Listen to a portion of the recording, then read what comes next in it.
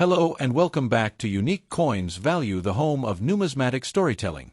Today, we're taking a deep dive into a true icon of the transition era, the 1969 10 new pence coin.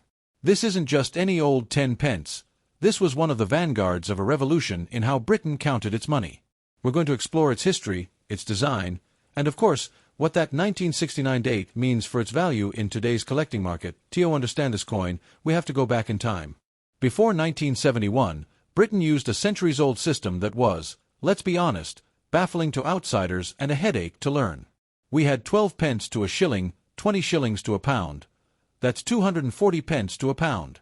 It was cumbersome and inefficient. The solution? Decimalization. A new system where the pound would be divided into 100 simpler, smaller units, new pence. D-Day, or Decimal Day, was set for February 15, 1971. But you can't change an entire country's currency overnight. So, in the years leading up to 1971, the Royal Mint began a soft launch, introducing the new decimal coins into circulation alongside the old ones, to get people used to them. And that's where our star of the show comes in. The 10 new pence coin was one of these pre-decimal decimal coins.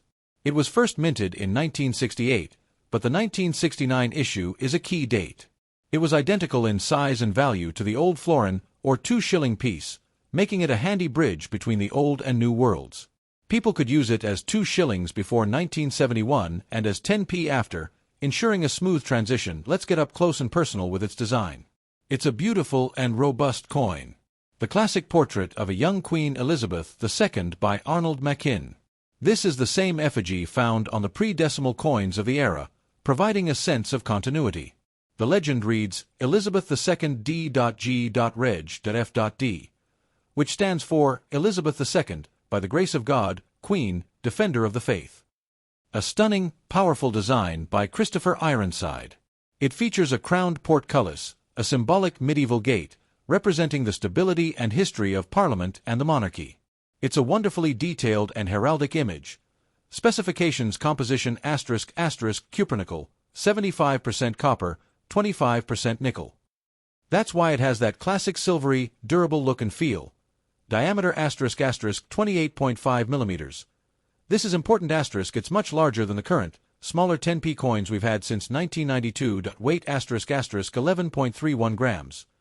Edge ***, it has a reeded, or milled, edge, a traditional feature to prevent clipping and counterfeiting. Alright, let's talk value. You found a 1969 10p in your change, or maybe in an old collection. What's its circulating value? The straightforward answer is 10 pence. It's still legal tender. The Royal Mint has never demonetized these.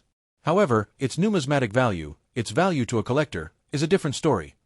For a well-circulated 1969 10p coin, one that's seen plenty of action in pockets and purses, with scratches, wear, and its detail softened, the value is modest. Circulated grade, fair to good, you're looking at around £1 to £3.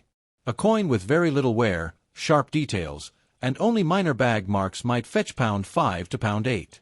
A coin that never entered circulation, still with its original mint luster and no wear. These can be worth £10 to £20, sometimes more for pristine examples, especially if they come in their original mint packaging. But wait, there's a major factor we haven't discussed: mintage figures. The Royal Mint produced a staggering over 336 million 10p coins in 1969. It was a workhorse coin, needed in huge numbers for the changeover. Because so many were made, finding one is not particularly difficult. Its high mintage is the primary reason its value remains relatively low.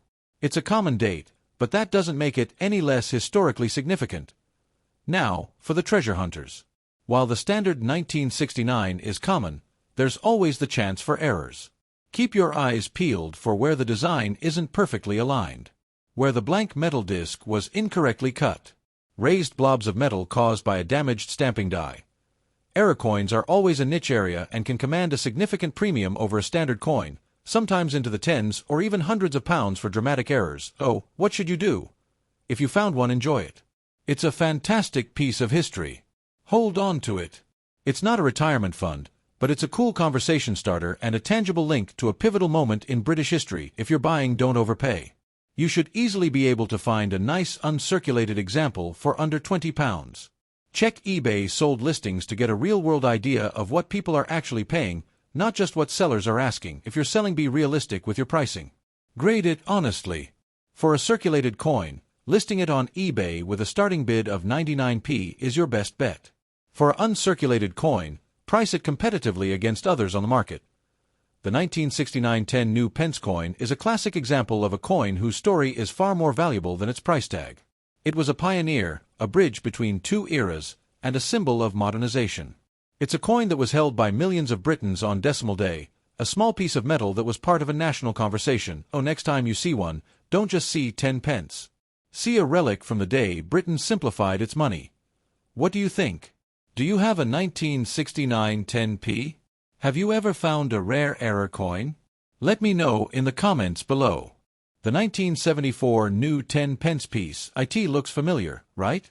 But there's so much more to this coin than meets the eye. We're going to cover its fascinating history, its design secrets, and of course, the million-dollar question, or should I say, the multi-pound question. What is it worth today? To understand this coin, we have to go back to the Britain of 1974. It was a tumultuous time. The country was in the grip of the three-day week, dealing with energy crises and rampant inflation. We had 3 different prime ministers in 2 years: Edward Heath, Harold Wilson, and Wilson again after a second election. But in the world of coinage, a much quieter revolution was still settling in. Just 3 years earlier, in 1971, the UK had decimalized. Gone were the pounds, shillings, and pence of old. In came the new pound, made up of 100 new pence. This new system needed new coins. The 5p, 10p, and 50p were introduced to directly replace the shilling, florin, and 10 bob note. They were the workhorses of the new system. And our star today, the 10p coin, was a direct successor to the 2 shilling coin, or the florin. Now, let's get up close and personal with the 1974 10p itself. On the obverse, we have the portrait of a young Queen Elizabeth II, designed by Arnold Machin. This is the iconic portrait that was also used on British postage stamps for decades. Look at the detail in the hair. The inscription reads, Elizabeth II D.G.Reg.F.D, which stands for Elizabeth II, by the grace of God, Queen, Defender of the Faith. Now, the reverse is where this coin gets its personality. This design is not new to 1974. It was actually carried over from the old pre-decimal florin.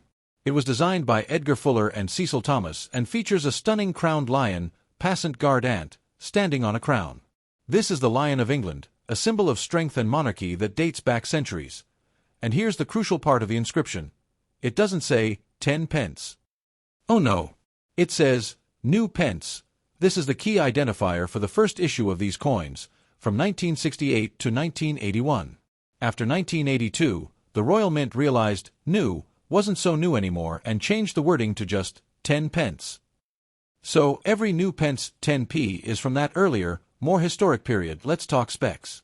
The 1974 10p is a substantial coin, especially compared to the tiny, gold-colored 10p we have today. It's made of cupronickel, that's 75% copper and 25% nickel. That's why it has that classic, silvery white color that can tone to a lovely brownish gray over time. Diameter ***, a hefty 28.5 mm, about the size of a modern 1-pound coin. Weight ***, 11.31 grams, thickness ***, 2.5 mm edge ***, it has a milled edge, those little grooves around the side, to prevent clipping and counterfeiting. Alright, the moment you've all been waiting for. What is this coin actually worth? Let's break it down, because the answer is, it depends. First, you need to understand mintage figures. The Royal Mint produced a whopping over 336 million of these coins in 1974 alone. That is a huge number. It was a workhorse coin, needed in massive quantities for everyday life. Because so many were made, finding one is not difficult. If you have a 1974 10p that's been in circulation, it's got scratches, it's worn smooth in places, the details aren't sharp, then I have to be the bearer of realistic news.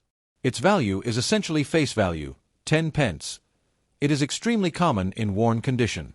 You might see bags of them selling online for a small premium to collectors who want a filler coin for their date set, but individually, they're not valuable.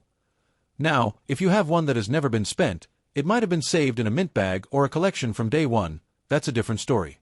A coin in brilliant uncirculated, BU, condition, with its original luster, no bag marks, and sharp details, has value to collectors. For a standard 1974 BU 10p, you're looking at a value between £1 and £3, maybe a little more with original packaging. This is where it gets exciting.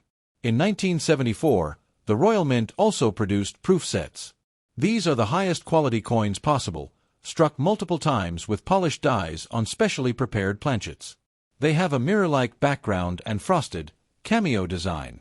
They are made exclusively for collectors. 1974 proof 10p coin was never meant for circulation. It came in a handsome presentation case. If you have one of these, and it's still in its original case with its certificate, the value is significantly higher. A complete 1974 proof set can sell for between £40 and £70, depending on the condition of the box and coins. The 10p is just one part of that valuable set. Finally, as with any coin, errors can create massive value. For the 1974 10p, look for where the design isn't centered, where the coin is struck outside its collar, making it wider and flatter. Raised lines or blobs of metal caused by damaged dies.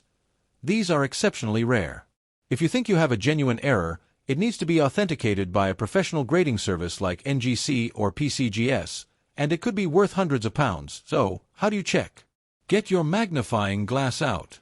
Look for that new pence inscription. Check the date.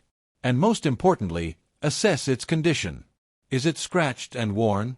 Or is it pristine and perfect? The 1974 10p coin might not be the rarest or most valuable coin out there, but its story is incredible. It's a tangible piece of a defining decade, the last coin to bear the new pence legend on a large 10p, and a beautiful piece of numismatic art. It represents Britain's messy, complicated, but successful transition into the modern decimal age. Thanks for joining me on this deep dive. I hope you'll all go and check your coin jars now. Now I want to hear from you. Asterisk asterisk, have you found a 1974 10p coin? Do you have one saved from when you were a kid? Let me know in the comments below. If you enjoyed this video, please hit that like button and subscribe to the channel and ring the bell so you don't miss our next treasure hunt. And as always, happy hunting!